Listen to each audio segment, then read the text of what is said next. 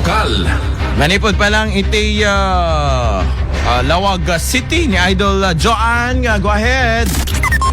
Impakambong ni Vice Mayor Ray Carlos Fariñas mamabot pa ila engad yung patagulog ng mga sa barangay.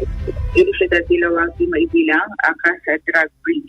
Dito'y tinamuan na kabayatan natin na ISWAT as second quarter Joint City Peace and Order Council when no SIPOC Kenneth City Anti-Drug Abuse Council no kadak meeting calendar year 2025.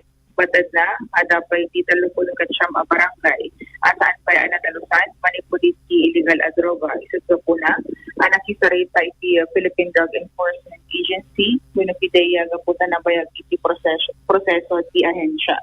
Kinanana nga iti muna atalo atawin anaga tugaw da, kit agarup sa nga pululaing a barangay, iti na deklarar a drug free. May naiti da ito, kinanana amasapol nga iti panaglepas ti termino ni Presidente Ferdinand Marcos Jr. kit agbalin ko ma-drug free aminen dagiti barangay iti nasa o syudad. In report na pa po, 41 tayo lang ti drug free barangays tayo at pa lang 39 nga affected nga hampay nga drug free nga barangay. So ti insarita ka di iti pideya na bayag unay nga min dati process da.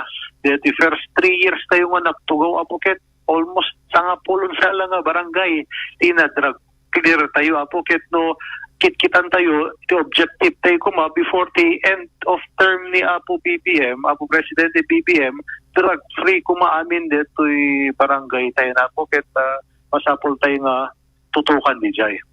Tia paset, tia panagsarita ni Vice Mayor Ray Carlos Fariñas. Okay, noted at that. Go ahead, Idol Joanne. Namagili siya dati Lawag, Gadwai 99.5 Lawag, Idol Joanne 15, Tata, Berman.